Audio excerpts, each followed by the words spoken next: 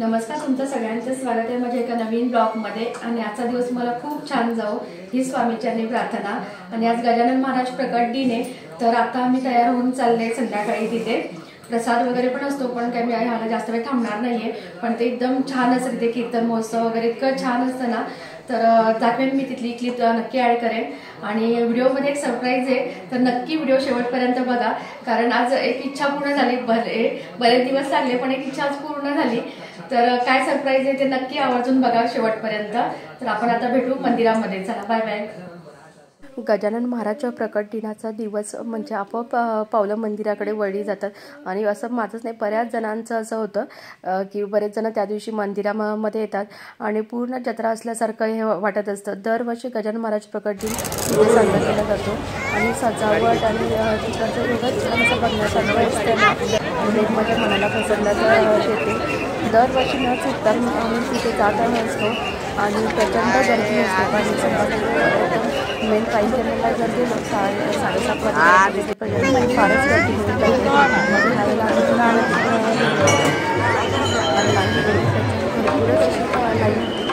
आणि महाराजांकडे बघून एवढं प्रसन्न वाटलं ना, थोडंसं जरी या दिवशी थोडासा जरी चेहरा जरी दिसला ना तरी मनाला असं प्रसन्नता वाटते।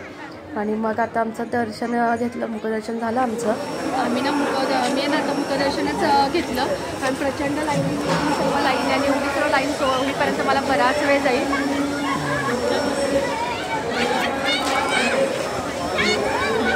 त्यामुळे आम्ही आता मुखदर्शनच घेऊन चाललो आहे। आणि तिथे थोडं इथे प्रसादाचं पण असतं आणि ह्यावर्षी दरवर्षी घेते। आतमध्ये जाऊया,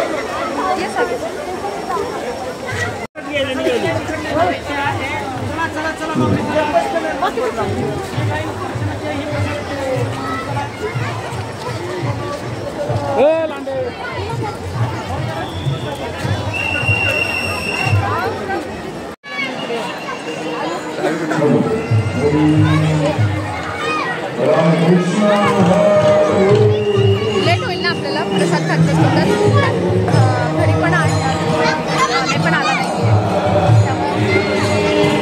पण एवढ्या सर्वांना पुरतं ना, दरवर्षी प्रसाद पुरतो।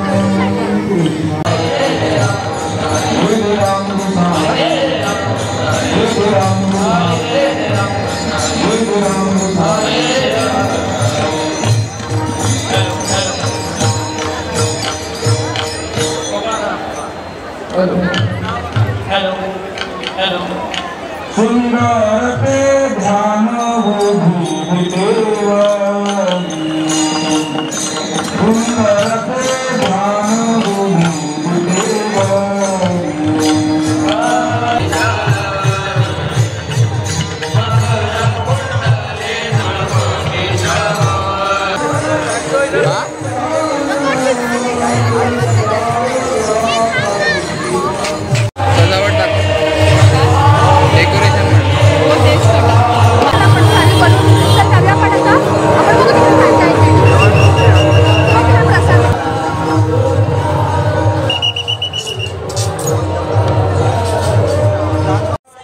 दरवर्षी ना इथे जत्रा असल्यासारखंच असतं, मग छोटे मोठे दुकानं अशी मांडलेली असतात आणि तिथे बायकांचा उभा दिसला की मी पण जाते बघायला काय मिळतंय का।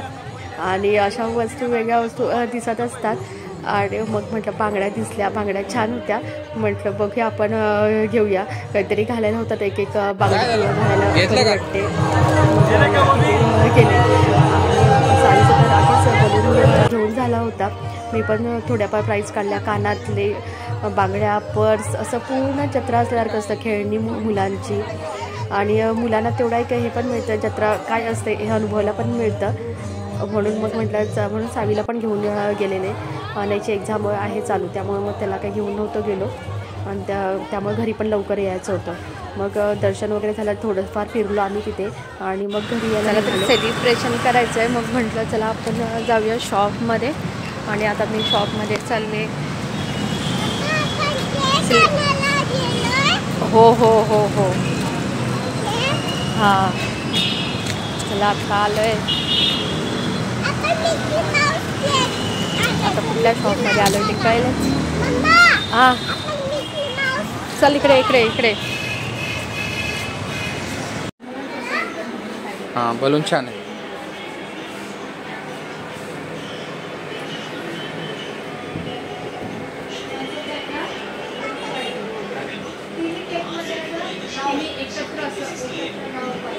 बॉक्समध्ये येतात असं आपलं हे काढून कवर काढून टाकायचं आणि बॉक्समध्ये घेतलं तर आपण काय आपण मग एकत्र टाकू ना ते.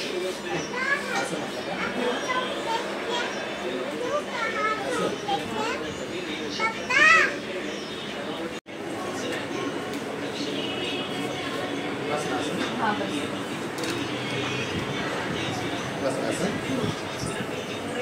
ताई म्हणजे आज 1000 सबस्क्रायबर पूर्ण झाले. म्हटलं आज छान दिवस आहे तर आजच सेलिब्रेशन करूया. तर मग अशा हे आणले केक म्हणजे पेस्ट्रीज आणले. कारण काय अजून आता फेबमध्ये एवढे केक एका ॲट अ टाइम खाणं म्हटलं नको, त्यापेक्षा आपण पेस्ट्रीज हे करून करूया. आणि खरंच म्हणजे 1000चा प्रवास असा मला तर डिफिकल्टच होता आणि मी बिलकुल रेग्युलर नाहीये, बिलकुल म्हणजे बिलकुलच नाहीये. पण जो तुमची जी मदत हे झालं, सहकार्य मिळालं किंवा तुमचं जे प्रेम मिळालं, आपुलकी, एवढं छान वाटलं ना. आणि मेन म्हणजे जो कॉन्फिडन्स आणि छान असं आमचं हे होतं. एक वर्ष जवळपास एक दीड वर्ष झालाच असेल. आणि बऱ्यापैकी कुकिंगचे कंटेंट, ट्रॅव्हलिंगचे कंटेंट मी टाकण्याचा प्रयत्न केला. अजून नवीन काहीतरी टाकायचा प्रयत्न नक्कीच करेन की ज्याच्या थ्रू तुम्हाला पण मदत होईल आणि मला पण ते मदत होईल काहीतरी नवीन शिकण्याची. कारण शिकणं म्हणजे मला वाटतं की नेहमी काहीतरी नवीन नवीन शिकत राहावं. शिकल्यामुळे होतं आपल्याला एक असं ताजेतवानं की फ्रेश असं वाटतं काहीतरी. मेन म्हणजे कॉन्फिडन्स, मला काहीतरी येतंय ही गोष्ट जेव्हा आपल्याला स्वतःला समजते ना, मला काहीतरी येतंय तर वेगळाच आनंद असतो. तोच जसा मला जसा आनंद मिळतो मला काहीतरी एखादी गोष्ट जमल्यानंतर, तोच आनंद मी तुमच्याबरोबर शेअर करण्याचा प्रयत्न करेन या पुढच्या प्रवासामध्ये. आणि अजून आपले परिवार मोठा व्हावा अशीच मी अपेक्षा किंवा इच्छा व्यक्त करते तुमच्या समोर. आणि स्वामींचं पण आज गजानन महाराजांचं प्रकट दिन आहे. तर आज खरंच मी सर्वांचे, देवाचे, सर्वांचे आभारी मानते की त्यांच्यामुळे माझे 1000 सबस्क्रायबर पूर्ण झाले. आणि ऑफ टाइम त्यांना माझा एखादीच पूर्ण होऊन गेला होता, पण पुन्हा मी बॅक दिल्यामुळे थोडासा लो झाला. म्हणजे ऑफ टाइमचे मी कधीच पूर्ण झाला होता. आता थोडेफार पुन्हा तो पुन्हा आता जवळ आले. ऑफ टाइमचे मी पुन्हा एकदा जवळ आले. तर त्यामुळे तुम्ही नक्की व्हिडिओ बघा. आणि असा हातचा दिवस आता चला आता आपण केक कट करूया.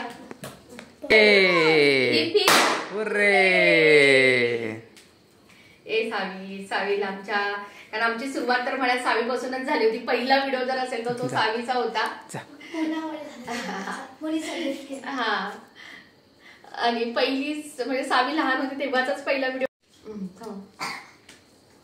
युट्यूब काय असतं आणि त्याचा व्हिडिओ काय असतं तर ते मला काहीच माहिती नव्हतं.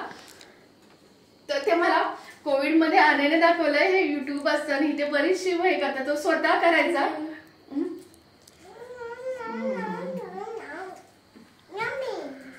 इकडे हापच घ्या तुम्ही काय नाही. सावी थांब इथे सावी.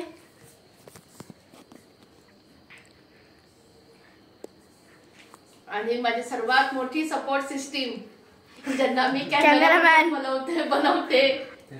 बऱ्याच वेळेला टेस्टिंग असतं.